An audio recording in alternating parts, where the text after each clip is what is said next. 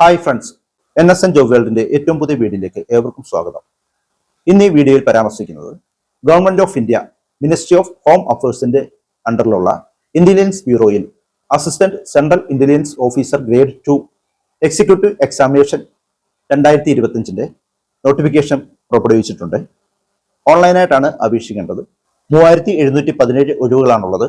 അപേക്ഷിക്കേണ്ട അവസാന തീയതി 10/8/2025. ഇതിന്റെ ശമ്പള സ്കെയിൽ വരുന്നത് 44,900 രൂപ മുതൽ 1,42,400 രൂപ വരെ. നിങ്ങൾ ആദ്യമായിട്ടാണ് ഈ ചാനൽ കാണുന്നതെങ്കിൽ ഒന്ന് സബ്സ്ക്രൈബ് ചെയ്യുക. അതുപോലെ വീഡിയോ ലൈക്ക് ചെയ്യുന്ന കാര്യത്തിൽ ഉപേക്ഷ വിചാരിക്കരുത്. അതുപോലെ കമന്റ് ബോക്സിന്റെ അടുത്തുള്ള ഹൈപ്പ് ബട്ടൺ കൂടി ഒന്ന് അമർത്തുക. വിജ്ഞാപനത്തിന്റെ വിശദാംശങ്ങളിലേക്ക് കടക്കാം. Name of post assistant central IB officer grade 2. Classification general central service group C, non gazetted. Pay scale level 7. ശമ്പളം വരുന്നത് 44,900 മുതൽ 1,42,400 രൂപ വരെ. കൂടാതെ കേന്ദ്ര ഗവൺമെന്റിന്റെ മറ്റ് അലവൻസുകളും ലഭിക്കുന്നതാണ്. Number of vacancy total vacancy 3717. അതിൽ അൺറിസർവ്ഡിന് 1537, EWSന് 442, OBCക്ക് 946, SCക്ക് 566, STക്ക് 226. എസൻഷ്യൽ ക്വാളിഫിക്കേഷൻ ഏതെങ്കിലും വിഷയത്തിൽ ഡിഗ്രി പാസ്സായിരിക്കണം. ഡിസൈറബിൾ ക്വാളിഫിക്കേഷൻ കമ്പ്യൂട്ടറിൽ പരിജ്ഞാനം ഉണ്ടായിരിക്കണം. പ്രായപരിധി നോക്കാം. 10/8/2025 കട്ട് ഓഫ് ഡേറ്റ്. 10/8/2025 18 വയസ്സ് പൂർത്തിയായവർക്കും 27 വയസ്സ് കഴിയാത്തവർക്കും അപേക്ഷിക്കാവുന്നതാണ്. SC/ST ഉദ്യോഗാർത്ഥികൾക്ക് 5 വർഷവും OBC ഉദ്യോഗാർത്ഥികൾക്ക് 3 വർഷവും അതുപോലെ എക്സർവൈസ്മാർക്ക് 5 വർഷവും പ്രായപരിധിയിൽ ഇളവുണ്ടായിരിക്കും. കൂടാതെ 3 വർഷത്തെ റെഗുലർ സർവീസ് ഉള്ള സെൻട്രൽ ഗവൺമെന്റ് സിവിൽ എംപ്ലോയീസിനും ഇതേ ഡിപ്പാർട്ട്മെന്റിൽ മറ്റ് തസ്തികകൾ ജോലി ചെയ്യുന്ന യോഗ്യതയുള്ള ഉദ്യോഗാർത്ഥികൾക്കും 40 വയസ്സാണ് ഉയർന്ന പ്രായപരിധി. Widows, divorced woman, legally separate ആയതിനു ശേഷം പുനർവിവാഹം ചെയ്യാത്ത വനിതകൾക്കും ഉയർന്ന പ്രായപരിധി. അൺറിസർവ്ഡിന് 35 വയസ്സും OBCക്ക് 38 വയസ്സും SC/STക്ക് 40 വയസ്സുമാണ് ഉയർന്ന പ്രായപരിധി. ഉദ്യോഗാർത്ഥികൾ പ്രത്യേകം ശ്രദ്ധിക്കേണ്ട ഒരു കാര്യം, ഇന്ത്യയിൽ എവിടെയും ജോലി ചെയ്യാൻ തയ്യാറായിട്ടുള്ള ഉദ്യോഗാർത്ഥികൾ മാത്രം അപേക്ഷിച്ചാൽ മതിയാകും. ഇനി സെലക്ഷൻ പ്രോസസ് നോക്കാം. റിട്ടേൺ എക്സാമിനേഷനും ഇന്റർവ്യൂ ആണ് സെലക്ഷൻ പ്രോസസ്സിൽ വരുന്നത്. റിട്ടേൺ എക്സാം 2 ടൈപ്പാണ്. ടയർ 1 എക്സാം ഒബ്ജക്റ്റീവ് ടൈപ്പും ടയർ 2 എക്സാം ഡിസ്ക്രിപ്റ്റീവ് ടൈപ്പുമാണ്. ടയർ 1 എക്സാമിനേഷനെ കുറിച്ച് നോക്കാം. 100 ഒബ്ജക്റ്റീവ് ടൈപ്പ് ക്വസ്റ്റ്യൻസ് ആണുള്ളത്. ഇതിനെ 5 ആയിട്ട് തിരിച്ചിരിക്കുന്നു. Current affairs, general studies, numerical aptitude, reasoning അല്ലെങ്കിൽ ലോജിക്കൽ ആപ്റ്റിറ്റ്യൂഡ്, ഇംഗ്ലീഷ്. ഇത് ഓരോ വിഭാഗവും ഓരോ മാർക്കിന്റെ 20 ക്വസ്റ്റ്യൻസ് ആണ് വരുന്നത്. ഇതിന്റെ ടൈം ഡ്യൂറേഷൻ വരുന്നത് 1 മണിക്കൂറാണ്. 100 മാർക്കാണ് ഇതിന്റെ ഒരു മാർക്ക് വരുന്നത്. ടയർ 1 എക്സാമിനേഷൻ നെഗറ്റീവ് മാർക്ക് ഉണ്ട്. 4-1 നെഗറ്റീവ് മാർക്ക് ഈ എക്സാമിനേഷൻ ഉണ്ട്. അടുത്തത് ടയർ 2 എക്സാം ഡിസ്ക്രിപ്റ്റീവ് ടൈപ്പ് 50 മാർക്കിന്റെ ക്വസ്റ്റ്യൻസ് ആണ്.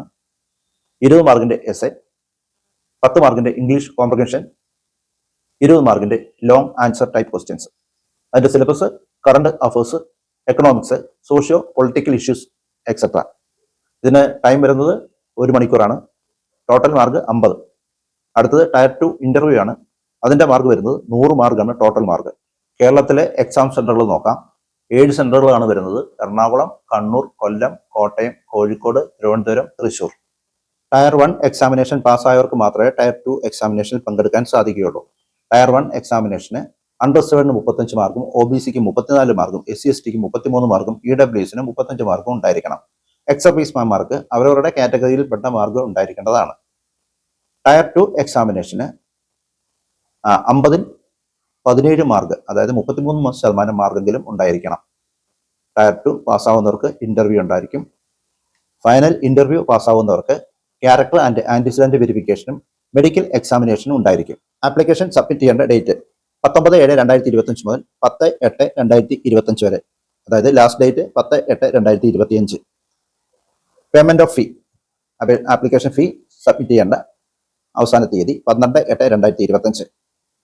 ആപ്ലിക്കേഷൻ സബ്മിറ്റ് ചെയ്യേണ്ട വെബ്സൈറ്റ് www.mah.gov.in അല്ലെങ്കിൽ www.ncs.gov.in എന്ന വെബ്സൈറ്റിലും ആപ്ലിക്കേഷൻ സബ്മിറ്റ് ചെയ്യാവുന്നതാണ്. അപേക്ഷിക്കുന്ന ഉദ്യോഗാർത്ഥികൾക്ക് ഒരു വാലിഡ് ഇമെയിൽ ഐഡിയും ഒരു മൊബൈൽ നമ്പറും ഉണ്ടായിരിക്കണം. ഇതിന് എക്സാമിനേഷൻ ഫീ ഉണ്ട്.